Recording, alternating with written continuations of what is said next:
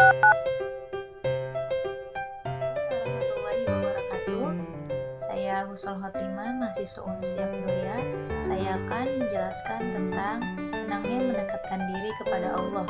Tugas ini dibuat untuk memenuhi tugas ujian akhir semester mata kuliah media pembelajaran. Sebagai seorang muslim, kita diperintahkan untuk selalu mengingat Allah Subhanahu wa taala dalam berbagai situasi dan keadaan. Mengingat manusia merupakan makhluk yang lemah dan membutuhkan ketergantungan dengan Kholiknya. Salah satu upaya untuk menghadapi kekurangan manusia adalah dengan berdoa. Dengan berdoa, diharapkan manusia selalu meminta segala kebutuhannya kepada Allah Subhanahu wa taala. Lalu bagaimana cara kita mendekatkan diri kepada Allah? Yaitu dengan berzikir dan berdoa. Apa sih yang dimaksud dengan berzikir itu? Kata berzikir berasal dari kata zakaro, yuzakiru, zikron, yang artinya mengingat, menyebut, menuturkan, atau merenungi. Sedangkan menurut istilah, zikir adalah mengingat Allah Subhanahu wa taala dengan maksud mendekatkan diri kepada Allah Subhanahu wa taala dengan cara menyebut semua sifat-sifat keagungannya atau kemuliaannya seperti tasbih, tahmid, dan tahlil. Sebagaimana diterangkan dalam Al-Quran, surah Al-Baqarah ayat 152 yang berbunyi, A'udzubillahi minasyaitonirrajim, bismillahirrahmanirrahim, wazkuruni azkurukum washkuruli wala takfurun, yang artinya, maka ingatlah kepadaku, aku pun akan ingat kepadamu. Bersyukurlah kepadaku, dan janganlah engkau ingkar kepadaku. Selanjutnya yaitu berdoa. Doa menurut bahasa adalah memanggil atau memohon sesuatu, sedangkan menurut istilah, doa adalah permohonan sesuatu yang disampaikan manusia sebagai makhluk kepada Allah Subhanahu wa taala sebagai pencipta dengan merendahkan diri dan tunduk kepadanya, baik untuk kepentingan hidup di dunia maupun di akhirat. Apa saja sih manfaat yang kita dapatkan setelah berzikir dan berdoa?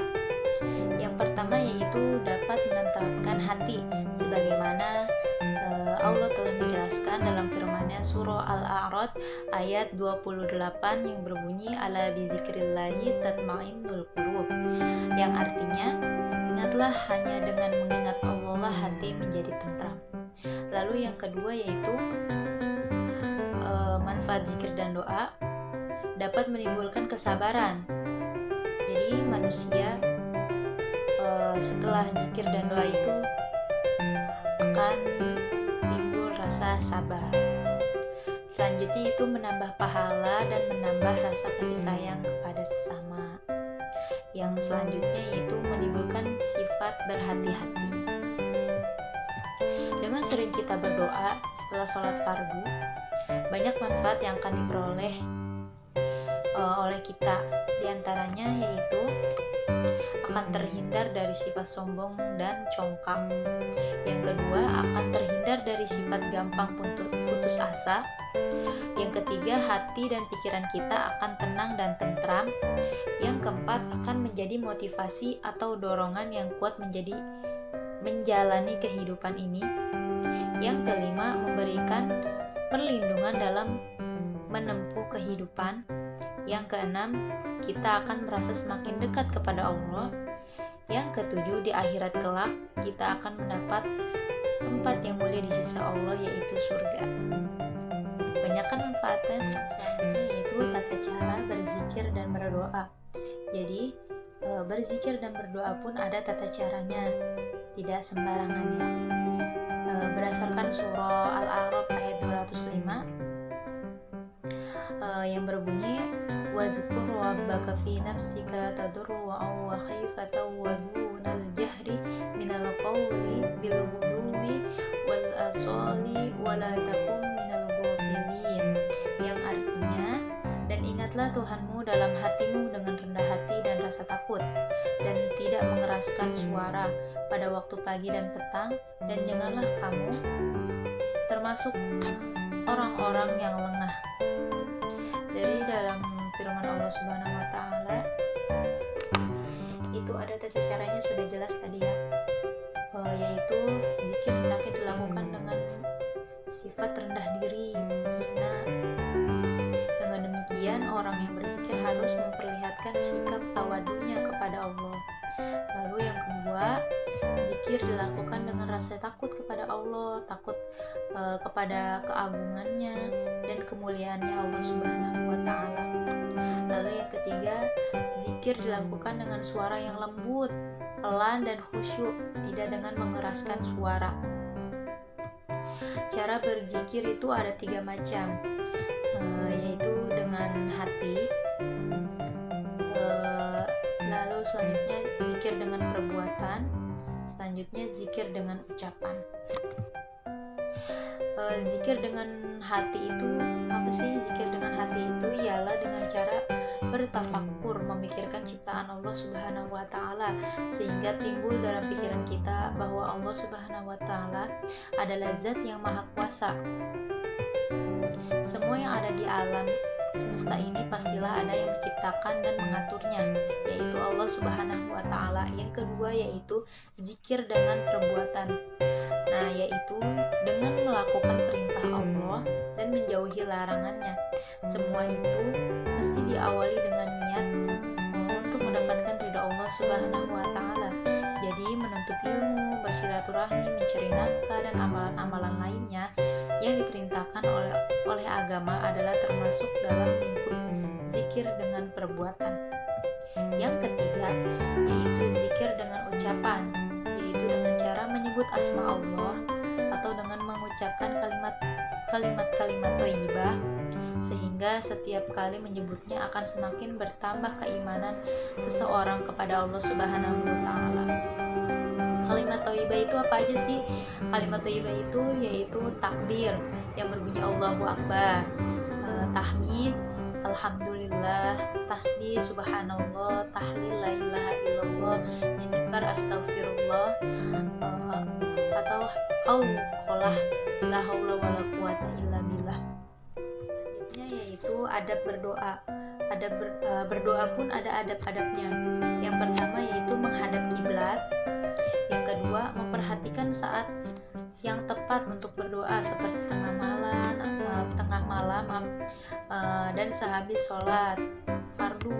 Yang ketiga, mengangkat kedua tangan setengah kedua bahu.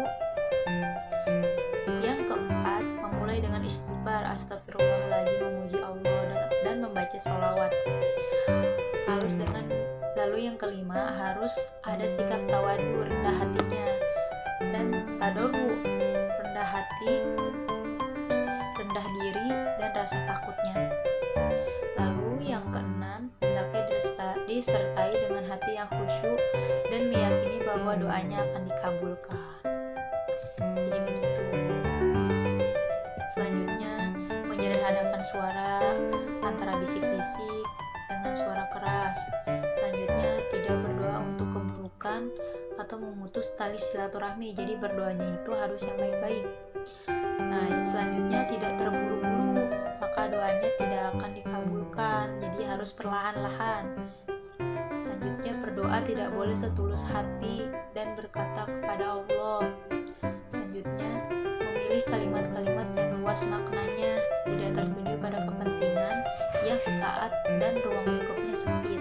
Misalnya perkataan pangkat, jabatan, lulus ujian diganti dengan kebaikan dunia, perkataan uang, materi tertentu diganti dengan rezeki yang luas, perkataan badan langsing, kurus, kuat, dan lain-lain diganti dengan kesehatan, perkataan pintar, ilmu tinggi diganti dengan ilmu yang manfaat, perkataan anak yang bergelar tinggi diganti dengan anak yang soleh. Jadi seperti itu. Selanjutnya, jangan mendoakan diri, keluarga, anak, harta, pelayan, dan doa yang buruk. Isi doanya dimulai dari mendoakan diri sendiri dulu, baru mendoakan orang lain. Lalu selanjutnya menyapu muka dengan kedua tangan setelah berdoa seperti ini. Jadi sebenarnya yaitu doa yang tidak atau belum terkabulkan.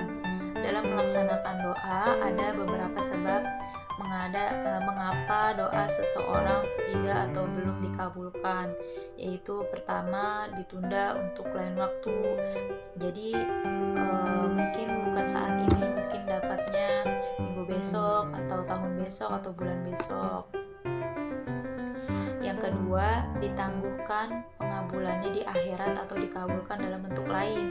Nah, jadi kalau bukan di dunia, mungkin nanti dibalasnya di akhirat, doanya dikabulkannya untuk di akhirat. Nah, yang ketiga, jika dikabulkan akan berakibat tidak baik bagi pemohon. Mungkin jika doanya dikabulkan ada efek tidak baiknya untuk si pemohonnya. Jadi seperti itu. Lalu selanjutnya, waktu-waktu yang lebih utama untuk berdoa. Jadi waktu yang pas untuk berdoa itu yang pertama pada bulan Ramadan, terutama pada malam Lailatul Qadar. Yang kedua pada waktu wukuf di Arafah ketika menunaikan ibadah haji. Yang ketiga pada hari Jumat, waktu antara dua khutbah. Selanjutnya pada waktu seorang sedang puasa. Selanjutnya ketika turun hujan, sebelum dan sesudah sholat 5 waktu, di tengah malam atau di sepertiga malam yang terakhir sholat tahajud. Selanjutnya di antara azan dan iqamah, ketika i'tidal yang akhir dalam sholat, ketika sujud dalam sholat, ketika khatam Quran, membaca Al-Quran 30 juz, sepanjang malam, utama sekali sepertiga yang akhir dalam waktu sahur, sepanjang hari Jumat, karena mengharap berjumpa dengan saat ijabah atau saat diperkenankan doa yang terletak antara terbit fajar hingga terbenam matahari pada hari Jumat, terutama antara dua khutbah Jumat. Yang selanjutnya antara zuhur dengan asyar dan antara asyar dengan maghrib. Selanjutnya pada saat kritis atau genting. Selanjutnya pada saat teraniaya. Selanjutnya pada waktu minum air zam-zam. Jadi pas minum air zam-zam itu kita sambil berdoa. Kesimpulannya adalah zikir menurut bahasa adalah mengingat, menyebut, menuturkan, atau merenungkan, sedangkan menurut istilah, zikir adalah mengingat Allah Subhanahu wa Ta'ala dengan maksud mendekatkan diri kepada Allah Subhanahu wa Ta'ala. Lalu selanjutnya doa. Menurut bahasa adalah memanggil atau memohon sesuatu, sedangkan menurut istilah doa adalah memohon kepada Allah Subhanahu wa Ta'ala dengan merendahkan diri dan tunduk kepadanya. Selanjutnya yang ketiga, doa sangat baik dilaksanakan pada waktu-waktu ijabah, yaitu waktu tengah malam atau di sepertiga malam, pada hari Jumat, waktu antara dua khutbah, pada waktu seorang sedang puasa, sesudah sholat 5 waktu, pada saat kritis atau genting, pada saat teraniaya, dan ketika minum air zam-zam. Yang keempat, banyak sekali manfaat yang kita peroleh dengan kita selalu berzikir dan berdoa. Antara lain dapat menetapkan hati kita dimanapun kita berada, dapat lebih bersikap hati-hati dalam melakukan apapun, dan dapat mendekatkan diri kepada Allah Subhanahu wa Ta'ala. Itu yang dapat saya sampaikan. Kurang lebihnya mohon maaf. Wabillahi taufiq wal hidayah wa ridha wal inayah. Wassalamualaikum warahmatullahi wabarakatuh.